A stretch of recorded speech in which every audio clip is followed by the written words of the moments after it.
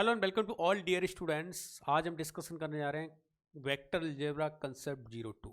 जी हाँ, कंसेप्ट 02 में डिस्कशन करेंगे हम direction cosines, direction angles plus direction ratios, इन सारी बातें करेंगे हम। और इससे प्रीवियस जो लेक्चर में मैं इससे प्रीवियस जो कंसेप्ट में डिस्कशन किया था that is introduction of vector, उसमें टाइप ऑफ वेक्टर्स, डेफिनेशन, ये सारी बातें की थी। और ये एक कॉमन ऐसा टॉपिक है जो अभी मैं आपको बता रहा हूँ और आफ्टर 10 to 12 डेज बाद है ना, जब हम 3D स्टार्ट करेंगे वहाँ से फिर से रिवाइज होगा आपके। तो हम यहाँ पर इतना कंप्लीट कर लेंगे कि दोनों में ही कॉमन स्टडी हो जाएगी। अगर यहाँ पर आप सीख जाते हैं कि what is the direction cosine and what is the direction and what is the direction ratios और इनके कैसे यूज़ करेंगे, कैसे इनको फाइंड करेंगे, तो आगे भी हमारे लिए बेनिफिशियल होगा। ओके, तो जल्दी से पेन एंड कॉपी लेके आ जाओ और चलो स्टार्ट करते हैं। ओके बेटा, my voice is Audible? Okay, screen is visible, everything is okay? If yes, okay.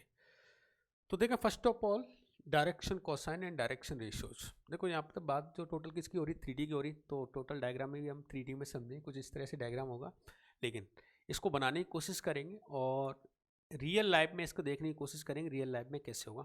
तो फर्स्ट ऑफ ऑल जो सबसे बड़ी जो प्रॉब्लम आती है हमारे साथ में क्या है कि रियल एक्सिस 3D में डायग्राम को समझे कैसे।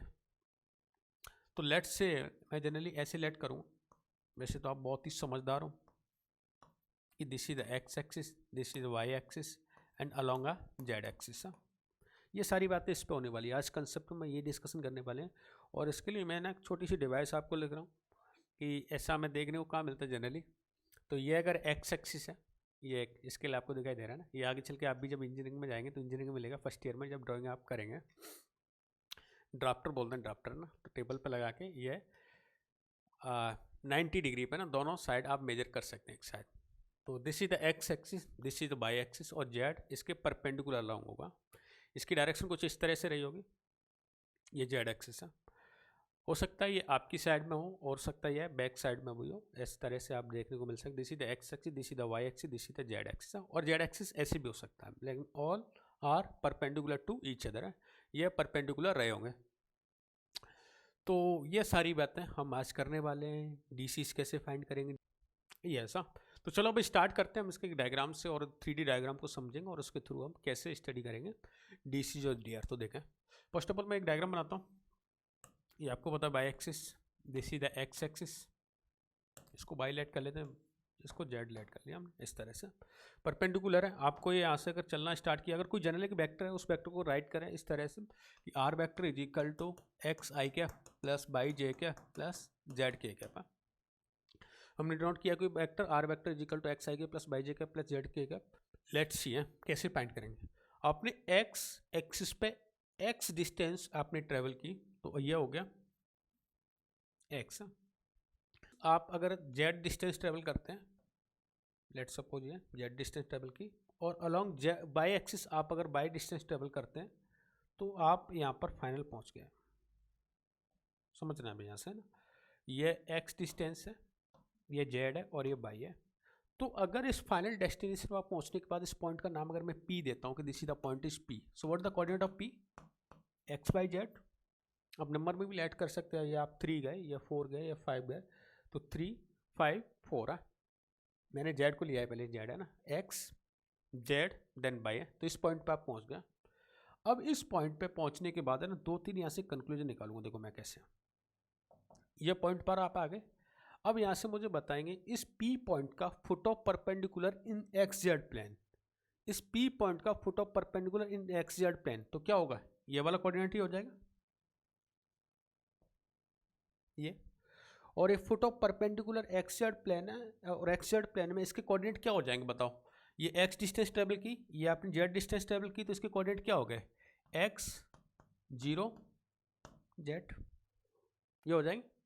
सिमिलर दैट अगर पी पॉइंट के foot of perpendicular, P point के फुट ऑफ परपेंडिकुलर अगर मैं बाई जेड प्लेन में फाइंड करता हूँ, किसमें, बाई जेड प्लेन में, तो एक्स जेड प्लेन में बाई कोऑर्डिनेट 0 हो रहा है, तो बाई जेड प्लेन में क्या कोऑर्डिनेट 0 हो जाएगा, एक्स। डायरेक्ट नोट कर सकते हैं क्या, लिखें आप, अगर मैं बाई जेड प्लेन में, ये कर दिया, ये बाई जेड प्लेन है और इस पॉइंट के कोऑर्डिनेट अगर हो जाएंगे, आपको पता चल गया बाई जेड प्लेन है, एक्स कोऑर्डिनेट क्या रहा होगा, 0 रहा होगा, तो ये क्या होगा, Y comma Z, 0 comma Y comma Z, right.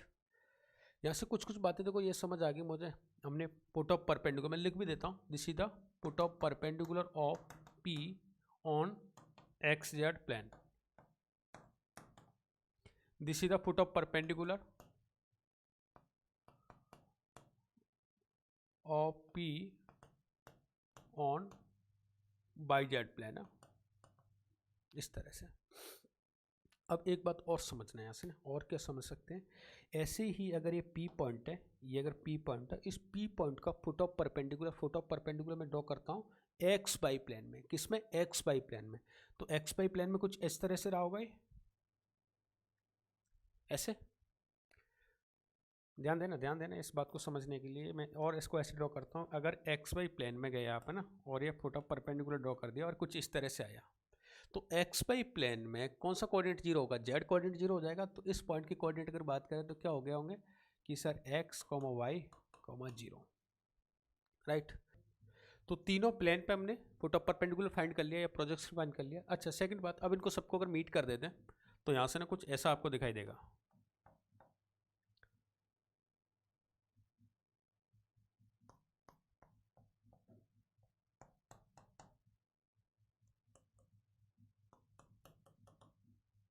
एक बॉक्स बन गया, और हर एक के आप कोऑर्डिनेट यहाँ से फाइंड कर सकते हैं। यहाँ से तो सबसे इंपॉर्टेंट बात है, क्या है? इस एंगल को समझना।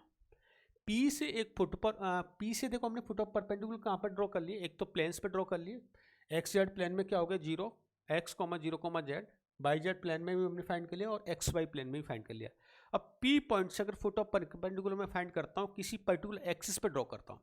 लेट सपोज अगर मैं P पॉइंट से फुट ऑफ परपेंडिकुलर ड्रॉ किया है, ये इसका फुट ऑफ परपेंडिकुलर है। इस पॉइंट के कोऑर्डिनेट तो आपको पता चल गया सर एक्स, जीरो रहा है। लेकिन मुझे बताएं, क्या ये एंगल है ना, ये एंगल आपका 90 डिग्री है? ये एंगल 90 डिग्री रहा होगा। मैं लिख देता हूँ, this is the angle is 90 degree, तभी तो फुट ऑफ परपेंडिकुलर होगा। अभी देखने पे ये एंगल 90 डिग्री नहीं दिखता हमें लगता है सर ये एंगल 90 डिग्री कैसे है? तो समझो, इसको समझाने के लिए मैं क्या करूँगा, यस, इसको और डिटेल से समझने के लिए मैंने आपके लिए जुगाड़ बनाया कुछ इस तरह से ना। इसको समझे आप है ना। ये एक्स एक्सिस, इस प्लेन को 3D में आपको दिखाई दे रहा है। ये X axis, this is the x axis, this is the Y axis, this is the Z axis है। ये डायरेक्शन ली नेगेटिव हो जाएगी और ये डायरेक्शन लेंगे तो पॉजिटिव भी हो जाएगी। थोड़ा सा मैच करने की कोशिश करते हैं इससे। अगर ये एक्स है और ये वाई है और ये जेड है, तो this is the X Y plane, this is the X Y plane. अगर ये एक्स है तो अपोजिट साइड भी दिस इज ऑल्सो एक्स, और ये एक्स वाई प्लेन है तो इसके पैरेलल प्लेन भी क्या हो गया? वो X Y plane. Similar that अगर ये वाई है और ये जेड है तो ये प्लेन कौन सा हो गया? बाई जेड प्लेन हो गया। ये अगर बाई जेड प्लेन है तो इसके पैरेलल भी क्या रहा होगा? बाई जेड प्लेन रहा होगा, राइट।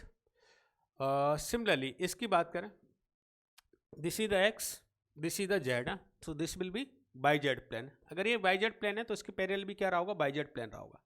क्लियर? तो अब यहाँ पर ये एंगल समझने के लिए समझाने की कोशिश करेंगे हमने। देखो यहाँ पर ये पॉइंट कुछ ऐसा हो रहा होगा, 3D में डायग्राम है, 3D में डायग्राम ये वाला डायग्राम है समझो।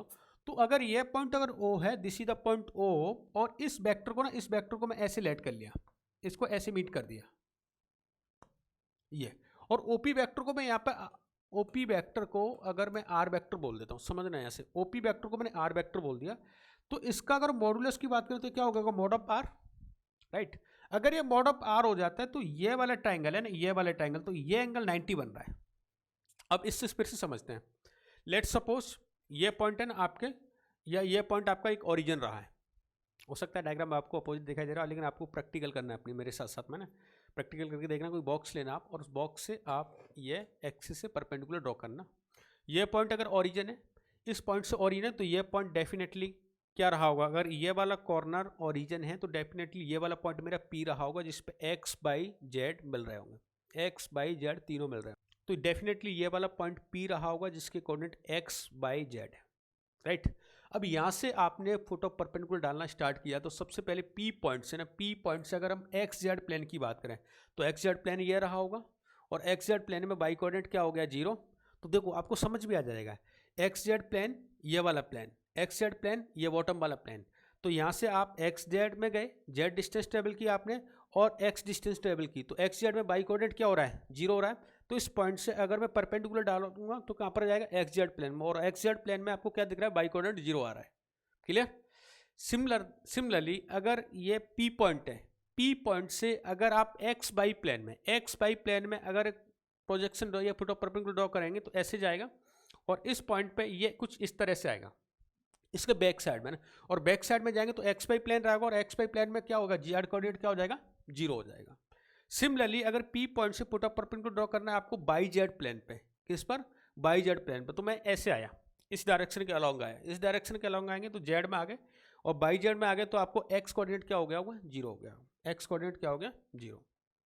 अब बात करते हैं एक्सिस पे कैसे पुट ऑफ परपेंडिकुलर ड्रॉ करें। तो अगर ये पी पॉइंट है और एक्स एक्सिस है, ये वाला एक्स एक्सिस ले रहा हूँ मैं, ये वाला अगर एक्स एक्सिस है तो पी पॉइंट से अगर पुट ऑफ परपेंडिकुलर ड्रॉ करूँगा तो कुछ ऐसे जा रहा होगा, ओके। और आर वेक्टर ने इसका डायगोनल रहा होगा, इस तरह से समझो कि यहाँ से गया और यहाँ पर आया तो आर वेक्टर एक डायगोनली जा रहा होगा, जो ये हो रहा है, इसका मॉडुलस क्या हो रहा है, आर, ओके। और पुट ऑफ परपेंडिकुलर ड्रॉ करेंगे तो ये क्या हो जाएगा, 90 डिग्री। अभी भी नहीं आया तो कोई बात नहीं है ना, मैं एक और इसका जुगाड़ बनाता हूँ। इसको मैंने क्या किया, इस वाले ट्रायंगल को मैं अलग से ले लेता हूँ यहाँ पर, और ये ट्रायंगल कुछ ऐसे रहा है, ये ओ पॉइंट है, ये पी है, और ये पुट ऑफ परपेंडिकुलर 90 डिग्री है, ये मॉडुलस हो गया आर, ओके। ये एंगल है ना, angle OP vector are vector X के साथ लेट सपोज एंगल अल्फा बना रहा है, ये अल्फा है, ओके। वाई एक्सिस के साथ लेट सपोज बीटा है, एंड जेड एक्सिस के साथ लेट सपोज क्या है, गामा है। तो मुझे बताएंगे अगर ये मॉडुलस आर है, मॉड ऑफ आर है, ये एंगल अल्फा है, तो ये वाली डिस्टेंस क्या हो जाएगी, ये एक्स एक्सिस है, और ये डिस्टेंस भी क्या हो रही है, एक्स हो रही है। तो मुझे ये डिस्टेंस बताओ, ये मॉड ऑफ आर है, ये अल्फा है, तो क्या R mod of R cos alpha हो जाएगा, यस और no, mod of R cos alpha.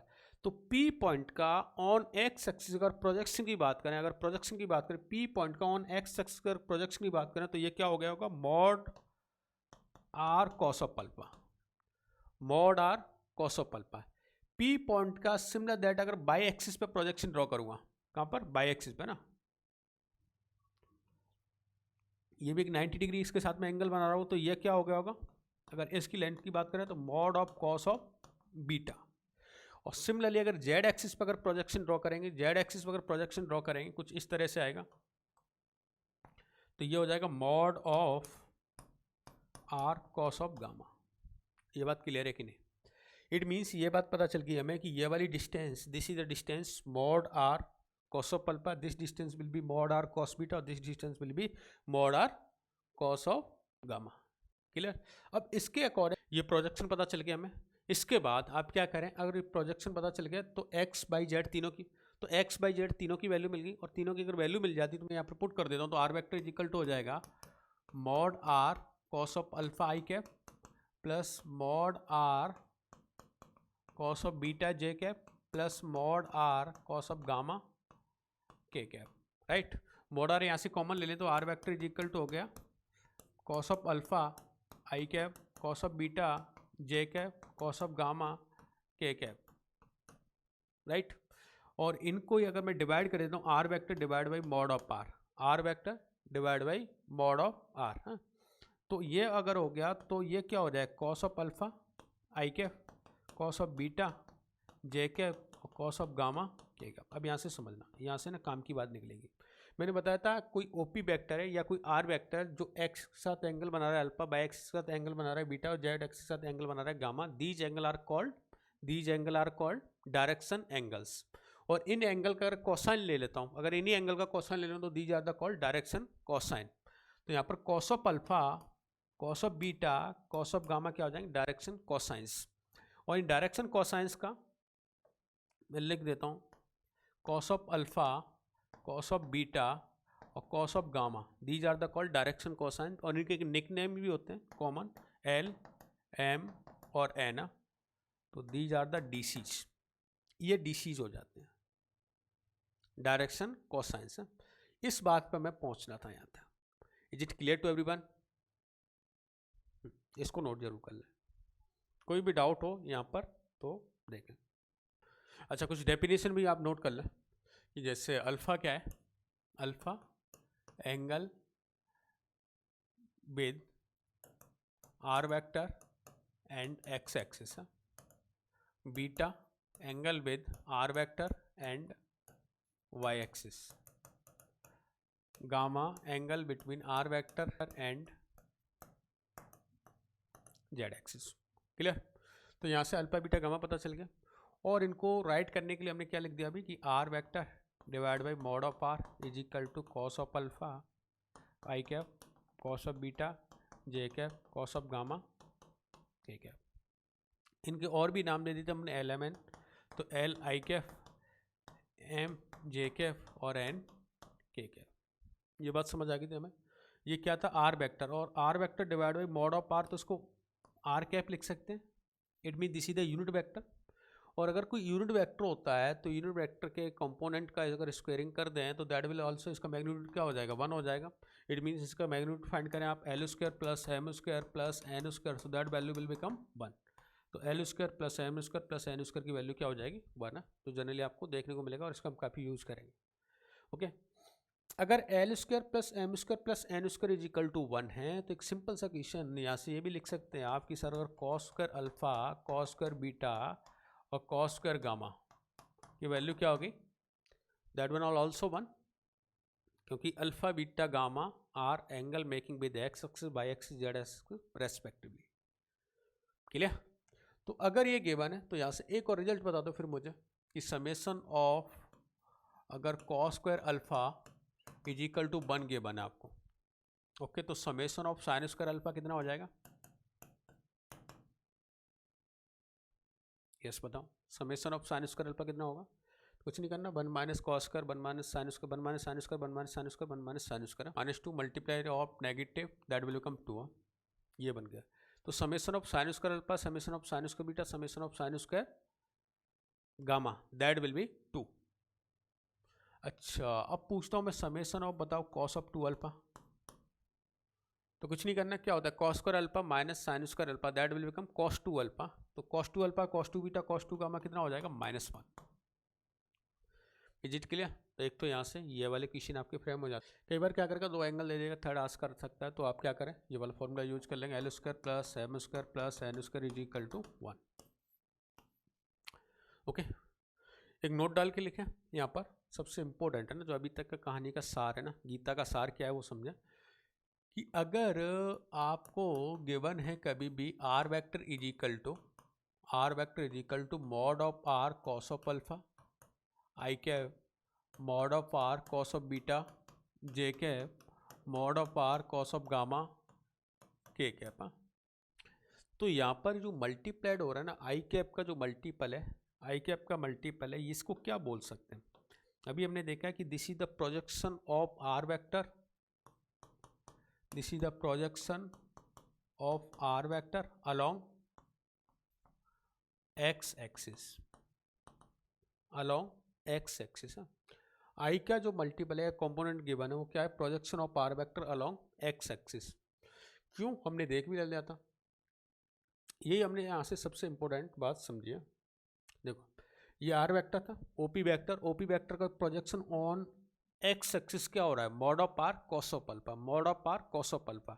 तो यहाँ से यही बात समझनी है हमें कि this is the projection of are vector along x axis that will be mod of R cos of alpha. Similarly मुझे बताएंगे आप ये क्या लिखा हुआ है, this is the value of projection of are vector along Y axis and this is the projection of r vector along z axis। ये बात समझ आई कि नहीं? अगर ये समझ आ गया ना तो कहानी का आधा पार्ट आपका खत्म हो चुका। कैसे? अगर कोई जेड वेक्टर में आपको गिवन करता हूँ या कुछ भी एक वेक्टर मैंने बोल दिया कि एक आर वेक्टर ऐसा गिवन है 2i cap plus 3j cap plus 4k cap, यहाँ से मैं आस्क कर रहा हूँ इस आर वेक्टर का projection on X axis, R vector का प्रोजेक्शन ऑन एक्स एक्सिस कितना होगा? तो आपका सिंपल सा जवाब हो जाएगा, क्या हो जाएगा, प्रोजेक्शन ऑन एक्स एक्सिस ना, तो that will be 2। R vector का projection on y axis that will be 3। R vector का projection on Z axis that will be 4। Is it clear?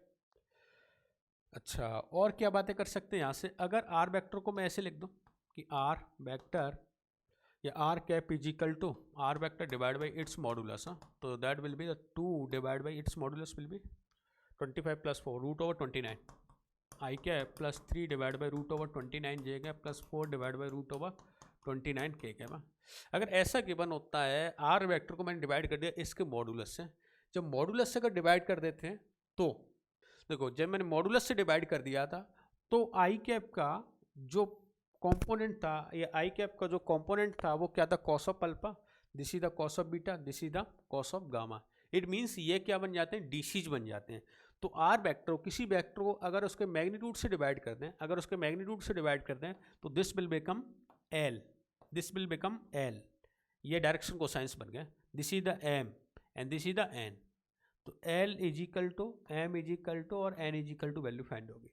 अब सुनो, वो एक और क्वेश्चन, अगर वो डायरेक्शन एंगल आस्क करता है कि what is the direction angle, तो कॉस ऑफ अल्फा क्या हो जाएगा, cos of alpha is equal to आपको गिवन है 2/√29, cos of beta is equal to given आपको 3/√29 है, and cos of gamma is equal to given आपको 4/√29, राइट। तो अल्फा इज इक्वल टू क्या हो जाएगा यहाँ से, alpha is equal to simple सा फंडा, alpha is equal to cos inverse of 2/√29, beta is equal to 3/√29 cos inverse, and gamma is equal to cos inverse of 4/√29। Is it clear to everyone? तीन बातें हमने सीख ली। अगर कोई vector के यहाँ से मेंशन है 2i का प्लस 3j का प्लस 4k का, तो फर्स्ट ऑफ ऑल तो उसका projection, second DC, and third one is direction angle. Is it clear? अगर ये बात क्लियर है तो हम बहुत सारा पार्ट इसका कंप्लीट कर चुके हैं, नोट कर लें।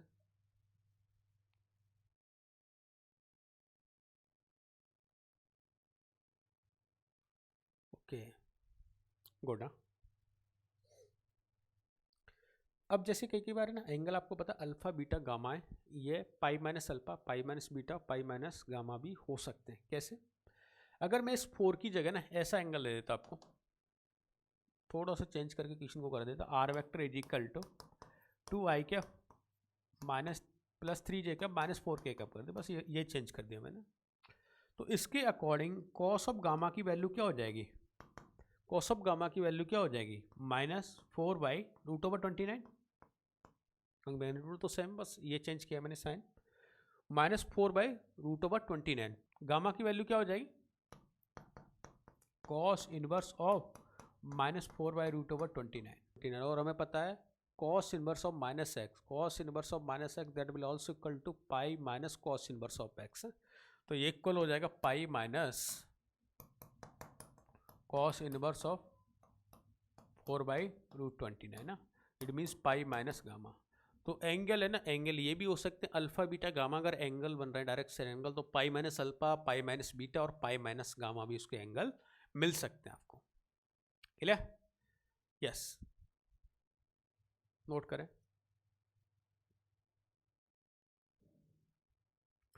गुड।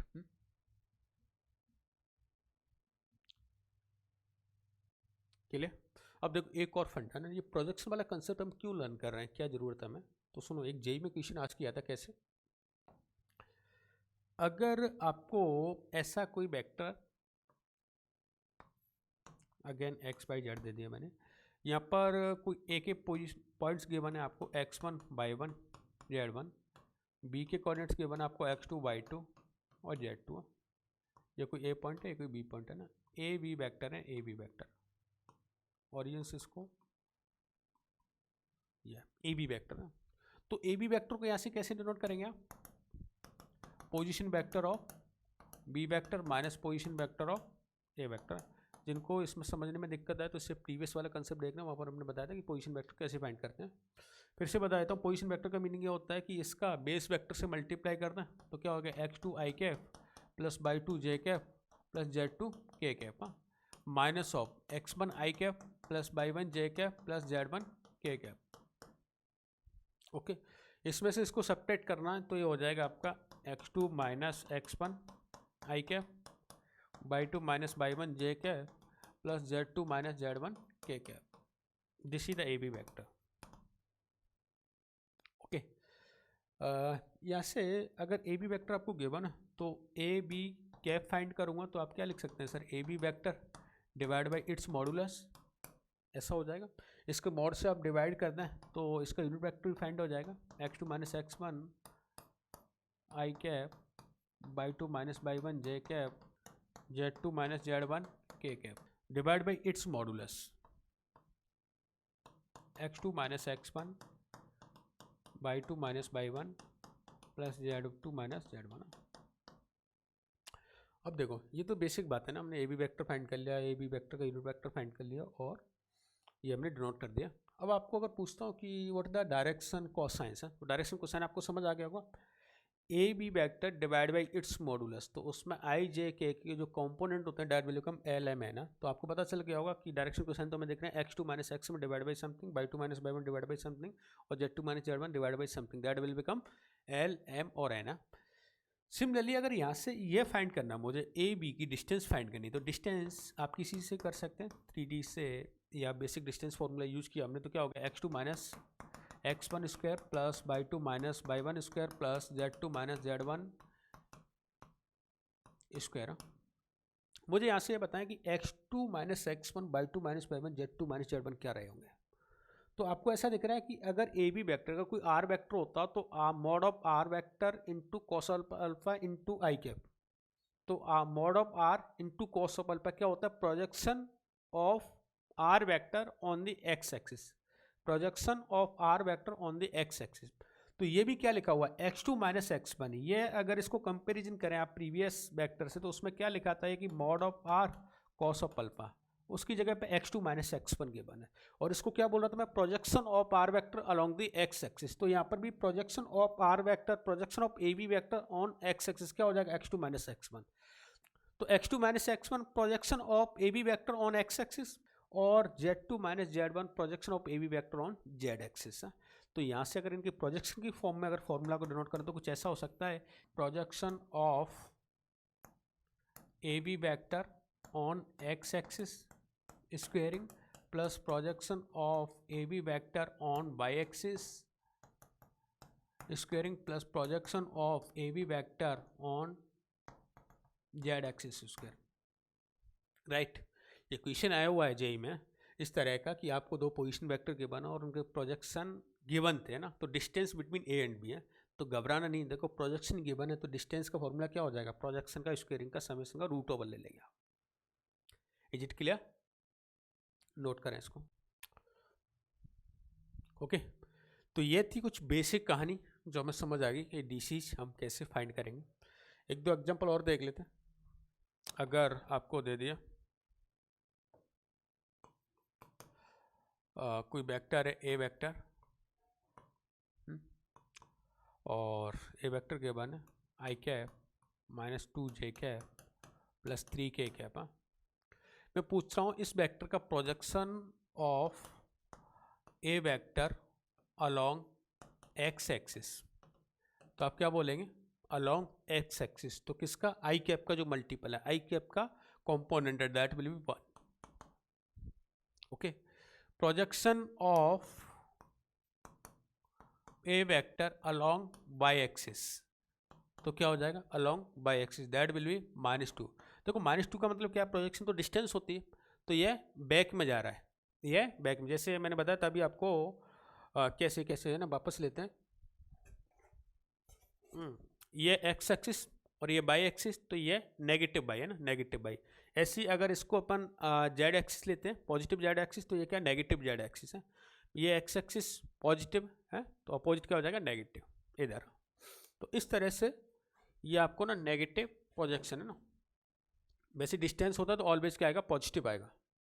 ऐसी projection of A vector along Z axis that will be 3।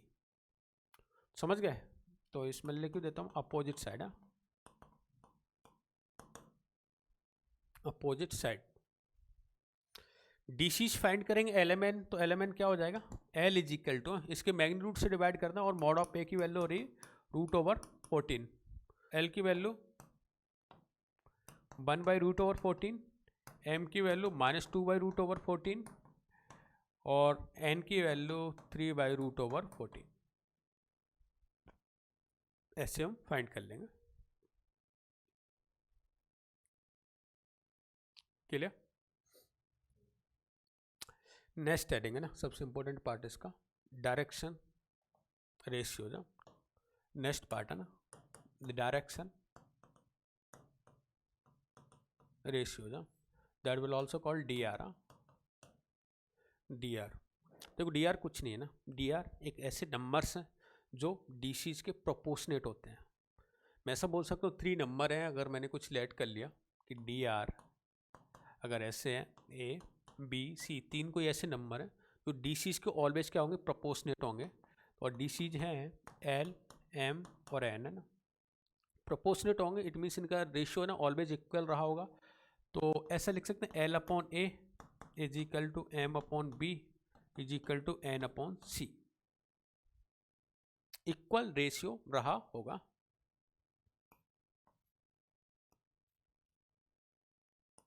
Equal ratio रहा होगा। फॉर एग्जांपल जैसे किसी के डिसीज की बात कर रहे हैं तो डिसीज ऑलवेज है ना लेस देन क्या रहेंगे, 1 रहेगा उनका समेशन। तो मैंने कुछ लेट कर लिया कि डिसीज क्या हो रहा है 0.1 0.2 और 0.3।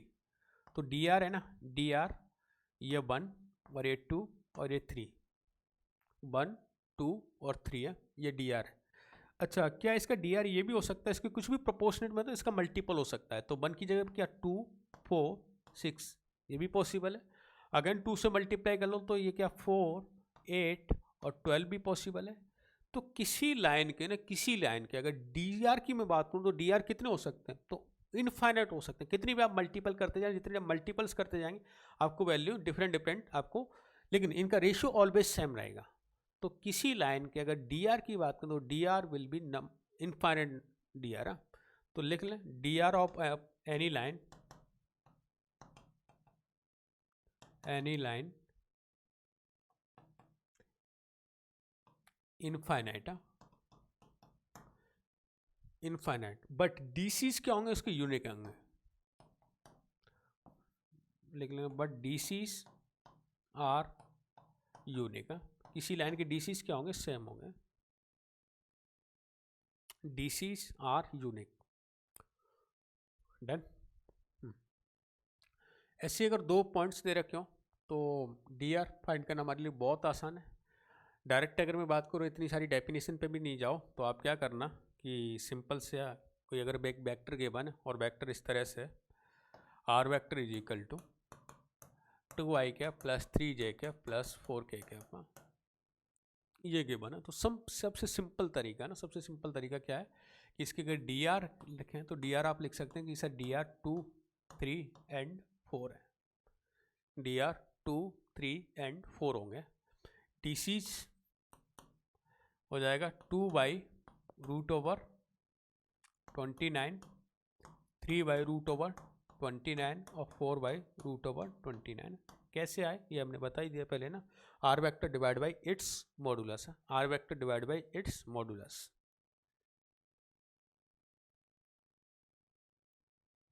क्लियर? गुड। अच्छा, डी आर मिल गए, डी सी मिल गए, तो ये तो सिंपल एक वेक्टर गिवन है तब। जब अगर पोजीशन गिवन हो किसी की तो भी हमें पता चल गया डी सी और डी आर कैसे फाइंड करें। अगर कोई वेक्टर ऐसे गिवन है, आपको 2 पॉइंट्स गिवन कर दिए, एक पॉइंट x1 y1 z1, ए बी वेक्टर है, कोई बी पॉइंट दे रखा है आपको x2 y2 z2, राइट। और ए बी वेक्टर फाइंड करना है, तो ए बी वेक्टर क्या हो जाएगा यहाँ से x2 minus x1 i cap, y2 minus y1 j cap, z2 minus z1 k cap. Okay, तो अब डी आर है ना, तो डी आर को सिंपल सा ना, सिंपल आप डी आर क्या बोल दो कि इनके जो कंपोनेंट है वही क्या रहे होंगे डी आर। तो डी आर आप लिख सकते हैं x2 minus x1 y2 minus y1 और z2 minus z1। D C क्या हो जाएंगे x2 minus x1 divide by its magnitude, समझ गए, y2 माइनस y1, ये इस वजह से कि आप डायरेक्ट करें ना, बस एक बार हमने कंसेप्ट समझ लिया, y2 माइनस समेशन ऑफ ये स्क्वेयरिंग है ना x2 माइनस x1 और z2 minus z1 divide by root over summation of x2 minus x1 का होल स्क्वायर। क्लियर? तो आप इस तरह से भी इनको फाइंड कर पाएंगे। देखो डी आर इन्फाइनाइट कैसे होता है आपको समझ आ रहा है, यहाँ से यहाँ तक भी आप सब्ट्रैक्ट करें तो भी आपको सेम मिल रहा है, ये भी सेम मिल रहा है, ये भी सेम मिल रहा है, ये भी सेम मिल रहा है, सारे रेशियोज क्या रहेंगे ऑलवेज लाइन पे सेम रहेंगे। ओके समझ आया सबको कॉन्सेप्ट? ग्रेट ग्रेट है। तो अब इससे आगे क्या करना है, जैसे हमने आपको अभी हमने लर्न क्या किया है, डी आर और डी सी है, इनकी बेसिक डेफिनेशन लर्न की है और हमें समझ भी आ गया कि डी आर डी सी और डायरेक्शन एंगल क्या होते हैं, कैसे इनका यूज़ करेंगे। ये आगे वेक्टर में, कंप्लीट वेक्टर में ना आने वाले पूरे वन मंथ है ना, यही चलने वाला है वेक्टर में और 3D में, दोनों में ही काम आएंगे डी सी डी आर। तो मैंने यहाँ पर इसको कंबाइंड समझा है। फिर भी और डिटेल में जैसे डिस्टेंस क्या होगी इनका और प्रोजेक्शन क्या होगा, ये सारी बातें और डिटेल में देखने के लिए हम 3D में जाके देखेंगे फिर से ना। तो मैं सेम कंसेप्ट रिवाइज कराऊंगा, लेकिन आपको यहीं पर आई होप यहाँ पर समझ आ गया होगा और आप इनसे रिलेटेड अब क्वेश्चंस कर सकते हैं। ओके, सीट में गिवन कर रखी है, सीट में आप क्वेश्चन सॉल्व करें, कोई भी डाउट आता है तो आप शेयर करें। ओके तो मिलते हैं नेक्स्ट कंसेप्ट, तब तक के लिए आप इसको रिवाइज करके आएँ। Okay bye bye, take care.